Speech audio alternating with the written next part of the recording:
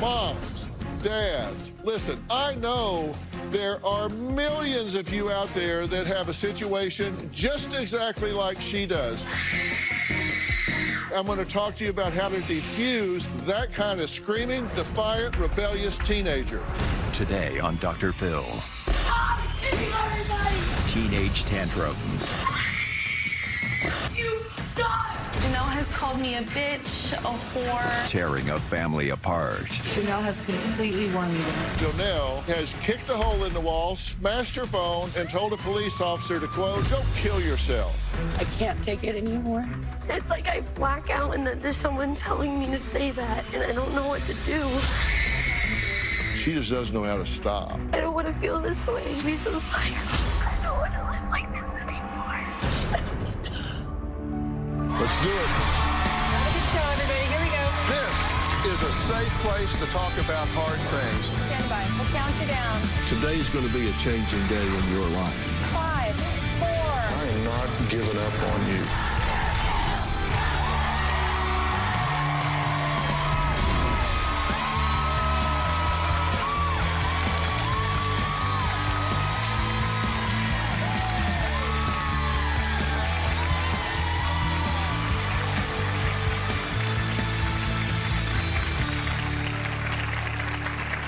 You know, I've been around for a while, and I've done hundreds of shows with angry teenagers whose mom and dad dragged them here hoping to get a parenting pass.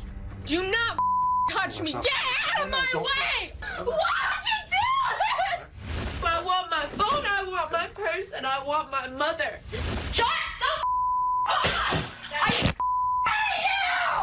As soon as I speak up or do something about it, I'm a criminal. It's always my fault. They need to get the out of my room! Get out! Jennifer reached out to me about her 13-year-old daughter, Jonelle, describing how she has kicked a hole in the wall, smashed her phone, and told a police officer to, quote, "Go kill yourself." Now, I knew it was a story I was not only familiar with, but more than prepared to lean into and talk about. I hate everybody! Don't look at me! I hate you! You never care about anything! All you care about is yourself! Well, I knew there had to be another side to Jonelle, so I decided to have a quick talk with her yesterday before all of this started, just to get an assessment of who I would really be dealing with. Take a look. Hello. How are you? I'm good, how are you? I'm okay. Tell me about you personally. I mean, who are you when you're not in a rage? Well, when I'm not in a rage, I'm just this girl that's like loving her family and like hanging out with her friends and just someone that is very positive. Tell me the happiest time in your life. When I met my best friend. Great. So you felt acceptance from her. Yeah. What do you hope from coming and talking to me? I don't want to be this rude, raging, irritated person. The phone you're talking to me on has a cracked screen, right? Yeah, it's shattered on the front and back. We don't want that anymore. We want to put that in our rearview mirror, okay? Okay. All right, later, Gator. See you later. Bye. Bye. Well, I'm going to speak more with Janelle when she joins us later in the hour. And as you can see, she does have within her behavioral repertoire to be nice, to be polite, to be appropriate, to be charming. But first, before I do talk to her, I need to have a frank and honest conversation with the one person whose job it is to help turn this around. It's not me, it's her mother, Jennifer. My 13-year-old daughter, Janelle, has fits of anger that are explosive and out of control. I hate everybody! When Janelle gets angry, she is like a whole nother person. I wish everyone didn't exist! She has called me a fat whore, a fat bitch. I'm a horrible mother. You suck! You are the worst person to ever exist! Last year in April, Janelle's dad passed away from cardiac arrest. When Janelle heard the news, she screamed like nothing I'd ever heard before. After Janelle's father passed away, her behavior started to increase. Don't look at me! Watch your mouth. I hate you! One of the absolute worst outbursts that Janelle had was back in the beginning of this year. I took her to school. I told her to get out, and she refused. She started yelling and screaming at the principal. A female sheriff went over to the truck. Janelle was screaming at the sheriff as she was threatening to punch her in the face. They decided that they needed to take her to the mental hospital. I was called about 5 hours later. I went and picked her up, and about 10 minutes down the road, she goes, "You know how I said I apologized to that sheriff? I didn't mean it. She deserved everything I said and did to her." You never care about anything! All you care about is yourself! Just a few weeks ago, I had tried to enroll her into a intensive behavioral therapy program, and all of a sudden she just started screaming at me. No! She decided to do a karate chop and kicked a hole right in my wall. She recently had become obsessed with wanting to get a new bed. When Janelle realized she wasn't gonna get the bed, she was in such a rage that she took her cell phone and threw it on the ground and shattered it.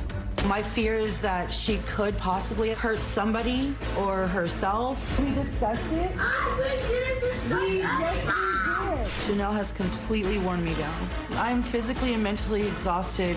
I can't do it anymore.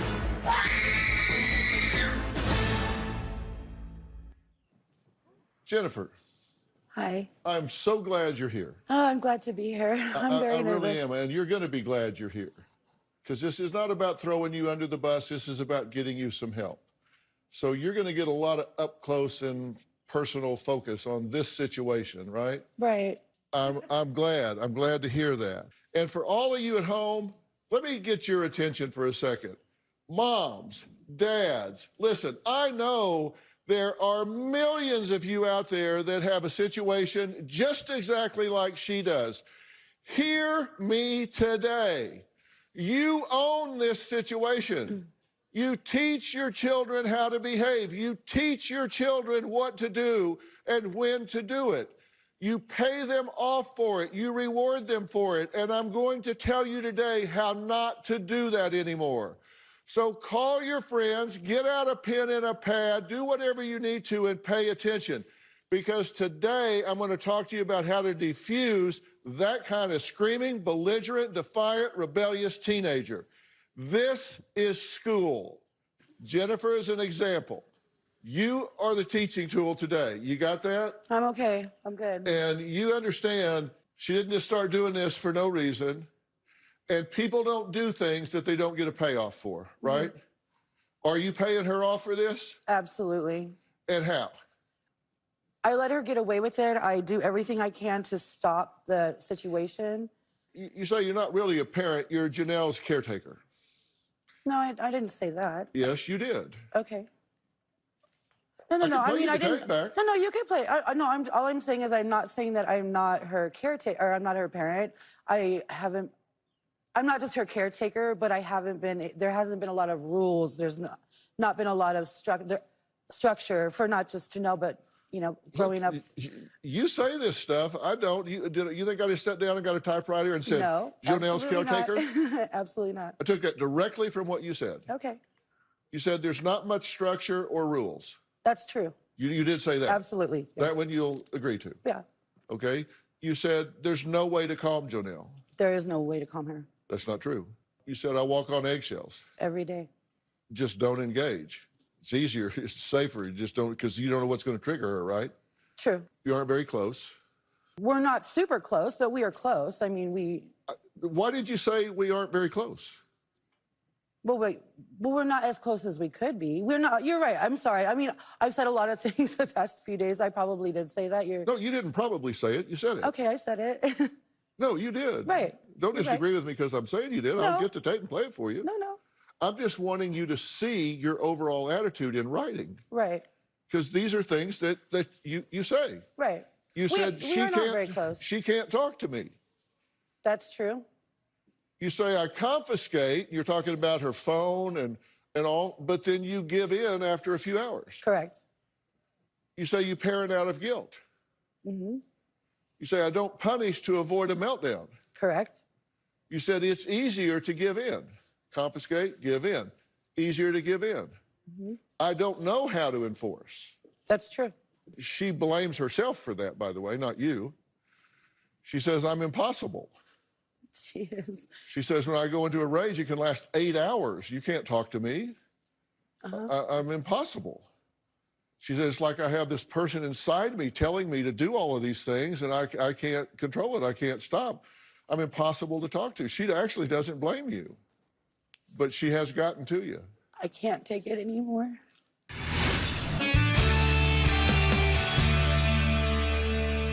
There's a pattern you guys are in. And I've got 6 video clips, and they pulled 6 of them for me. And I said, they're all the same. You could Pretty just, much, yeah. You could just pick any one of them. Let's take a look so we see the pattern. What has she done to you? Everything. What? Everything. Stop, Janelle. No. Enough. No. Enough. No. You need You're to enough. stop. You need to stop. I don't have to listen to you. You I need don't have to Yes, listen you to you. do. No, I don't. Yes, you do. No, I don't. Yes, you do. No, I don't. Stop arguing with me.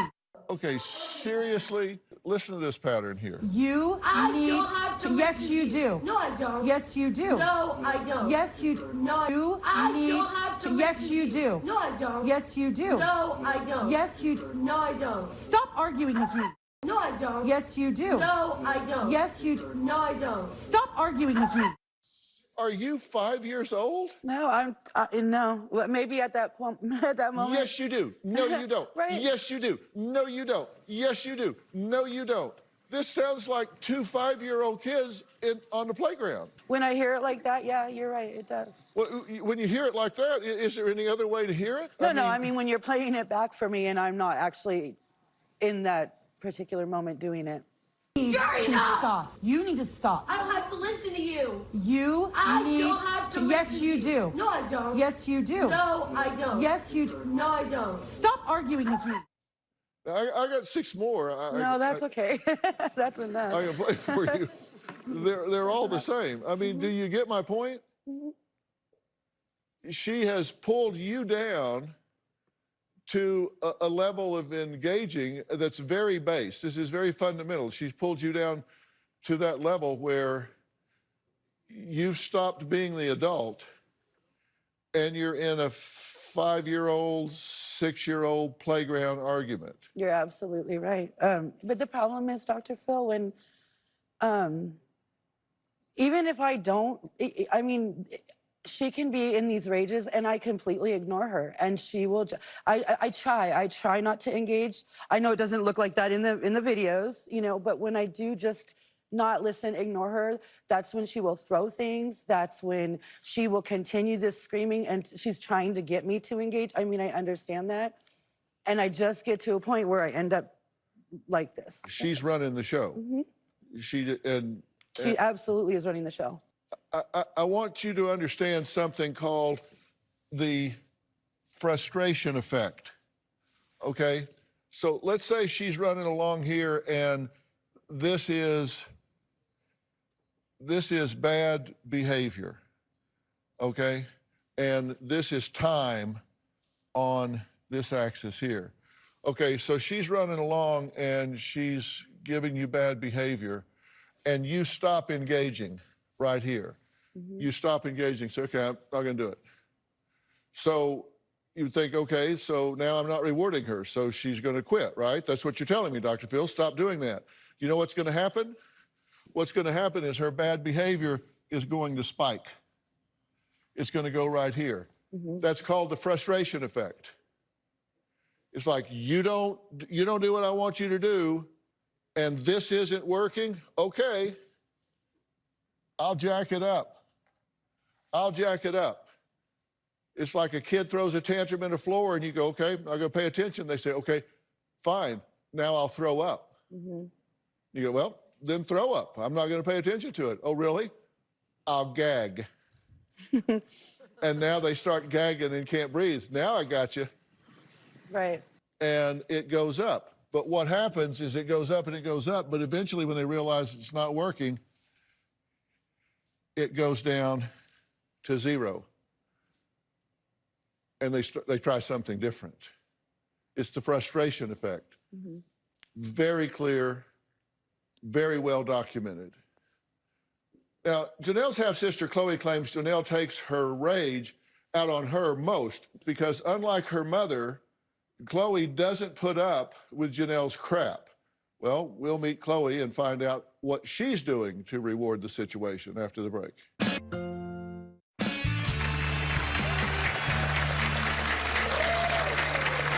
I'm joined today by a family pushed to the breaking point by the unbridled anger and rage of its youngest member, 13-year-old Janelle. Her half-sister, Chloe, says Janelle is aggressive, nasty, mean, and she does it to everybody in the family, but particularly Chloe, because Chloe says she's really jealous of Chloe. Take a look.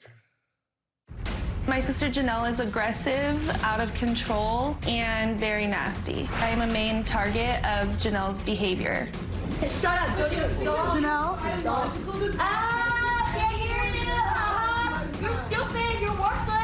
Janelle is very jealous of the relationship that I had with her father, who was also my stepfather. When Janelle gets angry, she will make the comment that he wasn't actually my dad. You're not even my sister. All this family does is cry. Because look what you do, Janelle. So are you. Janelle has called me a bitch, a whore. She's told me to kill myself. I wish you were dead instead of dad. I swear to God, Chloe, I will push you off the bridge. During one of Janelle's latest flip outs, she grabbed my head and my ear and kind of was like ripping my hair. Chloe, stop texting your friends about me. You need to stop. No. Stop. Shut up. Ever since my dad passed away, my mom has struggled to parent us. My mom just tries her best to keep the peace, and by doing that, it tends to just feed into the spoiling of Janelle. There's just so much negativity. It's very draining for me. My biggest fear with Janelle is that she doesn't know her own strength. I don't know how far she's willing to go. Chloe, thanks for being here. Of course. Thanks for having us. You feel like you're getting pummeled in this situation, right? I mean, she targets you pretty much. Yeah, she does. My dad, obviously, he was my stepdad, but he raised me since I was little. And him and I had a really close relationship. Like, I would say we were best friends. Yeah. And I noticed, like, after he passed away, the more I would talk about it, she would just always have, like, a comment or a remark to say about it. And I think that it just has shown, like, the result that, like, she was probably more jealous about, like, the relationship that I had with him. Now, her rage didn't start with his death. No. It just got exponentially Yes, absolutely. worse, yes. right? And he died very suddenly. Yes. And how long ago? 18 months. I'm very sorry for your loss, by the way. Thank you. Both Thank of you, very sorry for your loss. There's nothing more stressful than the death of a spouse or a child, and there's nothing more stressful than if it's sudden, unexpected. So I know that's been very difficult, and clearly that's driving a lot of what's going on with her. Right. She's kind of stuck in that anger phase of grief and doesn't know how to get out of that. And you just say you just don't buy into the Janelle show. Yeah, I try all. my best not to. If she's ever, like, kind of in a mood and we're all like, ooh, like, we don't want to upset her. But for me, I hate having to do that and, like, being told to do that because I know it's just feeding into her behavior and it's just going to encourage her to do it even more. She actually hates herself when she's in that mode, and then afterwards she feels like that's small. And so whereas a lot of kids do this and they don't own it, they blame everybody else, and she makes noises about blaming everybody. I hate everybody. I wish everybody would die. I wish everybody would go away, go jump off a bridge. I wish it was you instead of him, et cetera, et cetera. Truth of the fact, she owns that she's being inappropriate and that the rage is wrong and that you guys don't deserve this. She just doesn't know how to stop. Right. Yeah. So coming up, I'm going to be meeting the young girl whose violent temper has brought her entire family to a standstill, all just kind of leaning back saying, God, what now? So Janelle, this tyrant, this raging lunatic, is going to join us next. I think you'll be surprised at who you meet.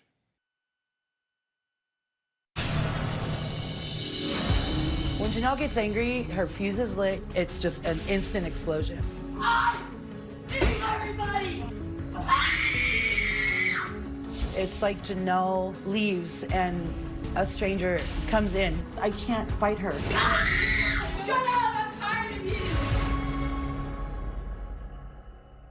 I'm joined today by mother of three, Jennifer, and her 19-year-old daughter, Chloe, who both say the youngest member of their family, 13-year-old Janelle, has been verbally and physically attacking them ever since their father died suddenly of a heart attack last year. Now, we've heard stories about Janelle. We've even heard taped recordings filled with screaming and cursing.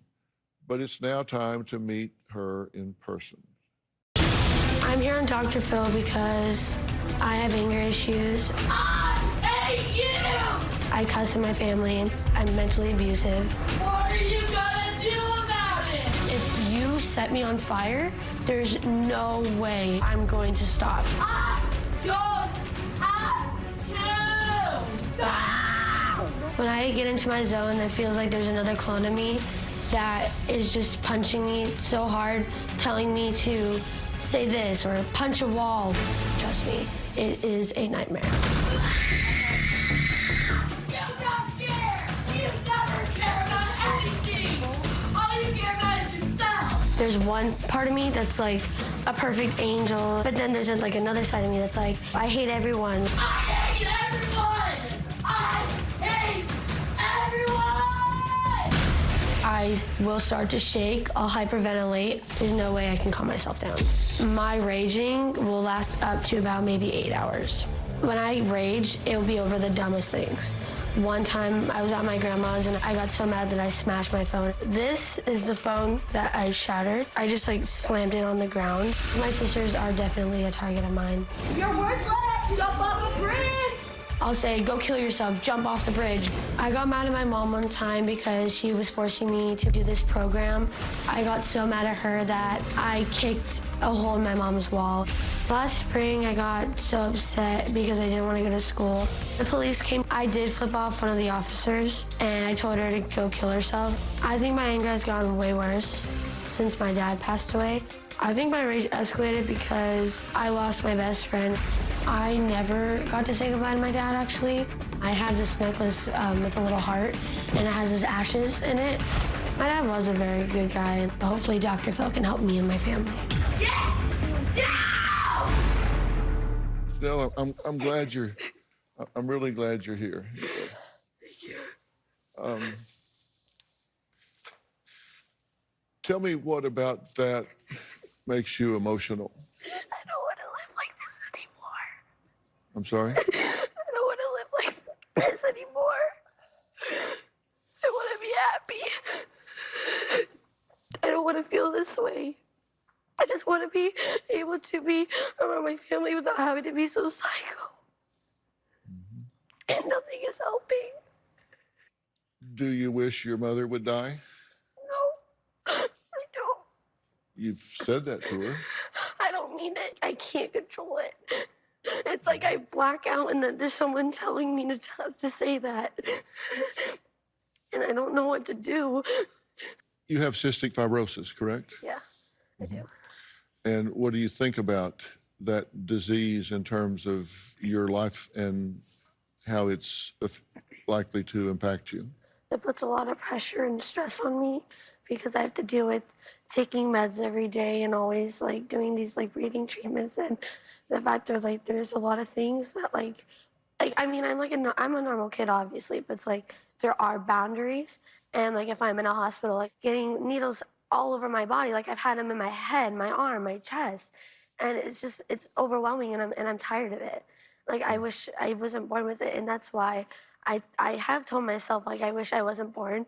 I wish I was born in another world because that way I wasn't born with all this. Because it puts a lot of stress on me, and that's another reason why. And I don't know what to do. It's just a lot. We're gonna take a break, and then we're gonna come back, and I'm going to impose a different paradigm, a different set of rules on our conversation, it's going to seem like no big deal. But I promise you, it is going to bring about a quantum shift in what happens in your interactions and what occurs going forward. We'll be right back.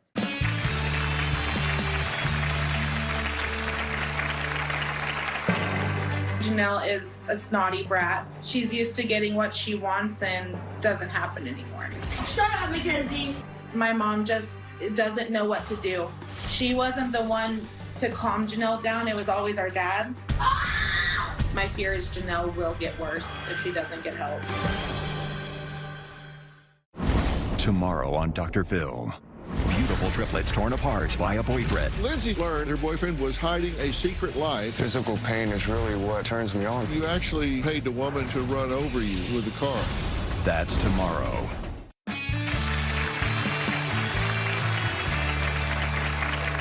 Well, I'm joined today by Jennifer, who says she wrote to me out of sheer desperation for her 13-year-old daughter, Janelle, whose fits of rage and violence accelerated after the sudden, tragic death of her father last year.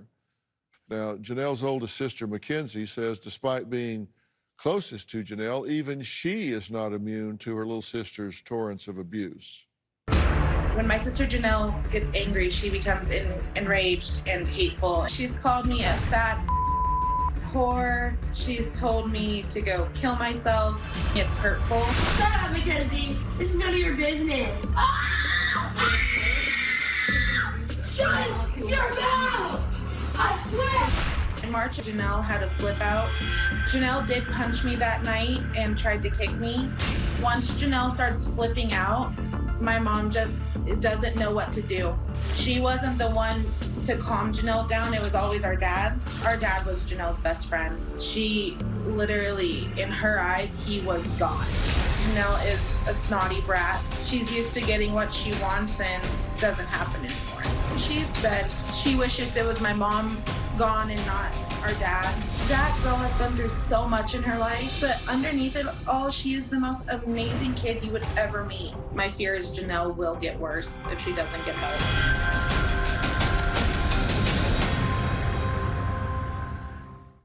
Mackenzie, you've been listening to everything we've talked about so far, right?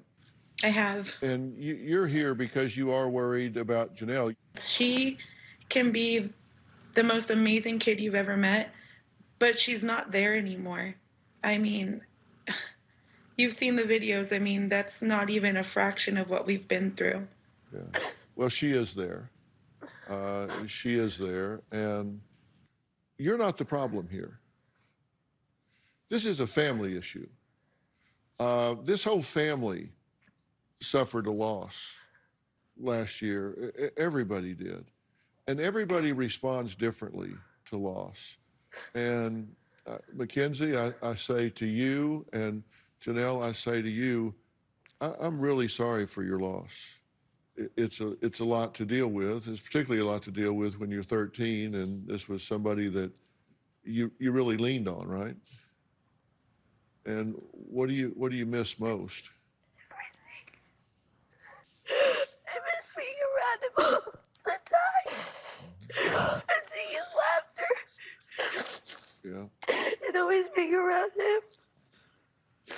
And him always being there for me. Yeah. And never leaving my side.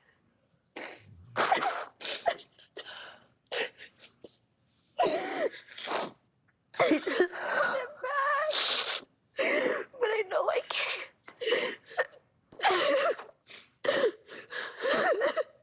Well, and it's not all or none, and this is going to seem like semantics here, but I want to talk to you about something, and I'm going to write it down for you. And you may have heard me, Mom, say this before.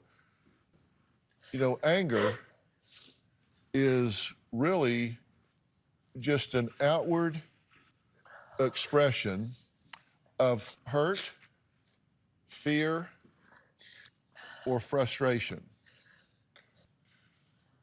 For the rest of our conversation, I don't want you to use the word anger or rage or mad or on fire or whatever. You have to take that word out of your vocabulary, and every time you would say anger or every time you would say rage or whatever, I instead want you to say what is really behind it, which is hurt, fear, or frustration.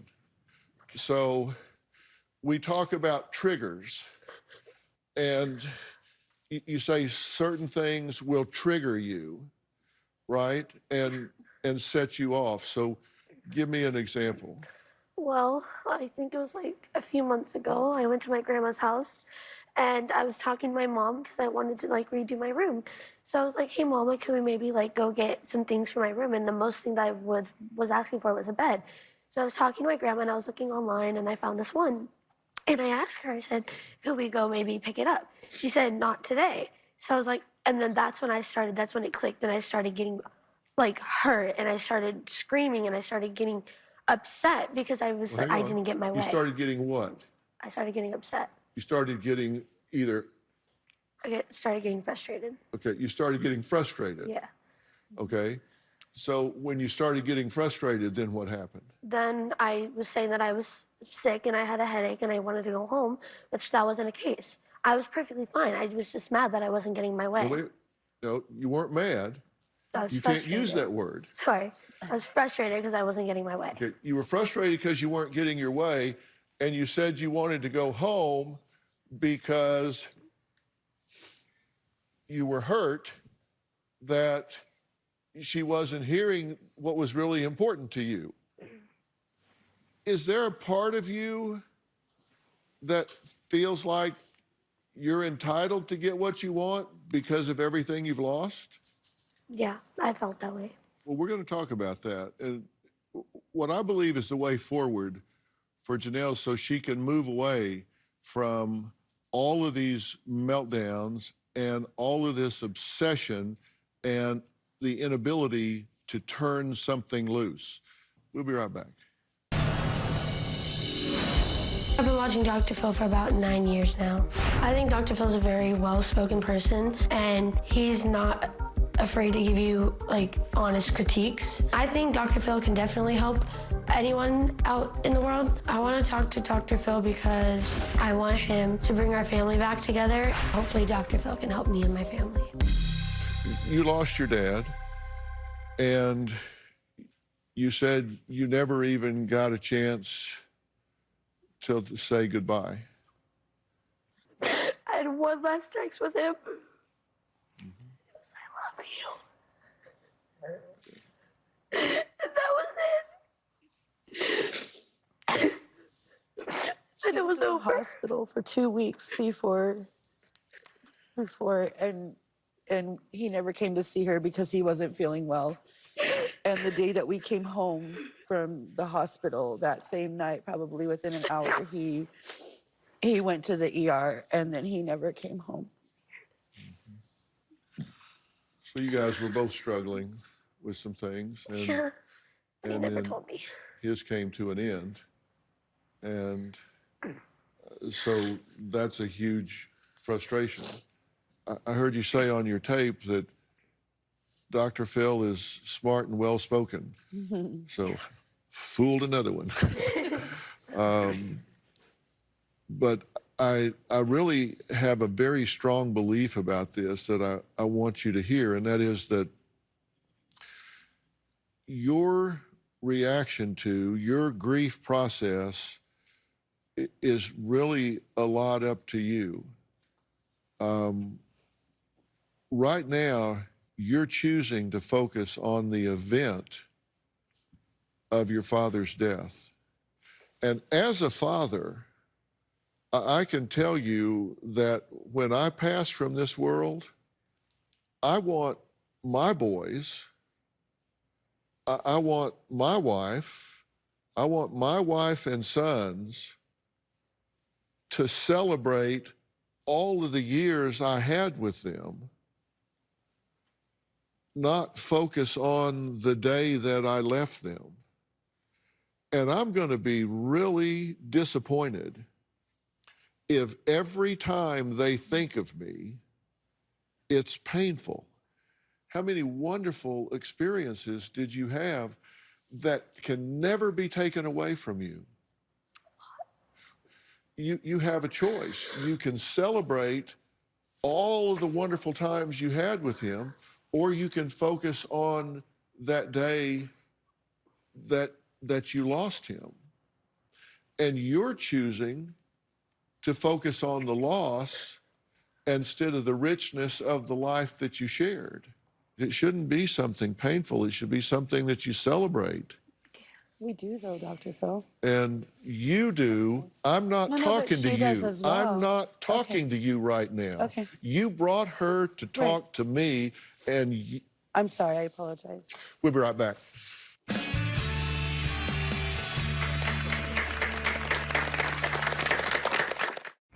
Closed captioning provided by.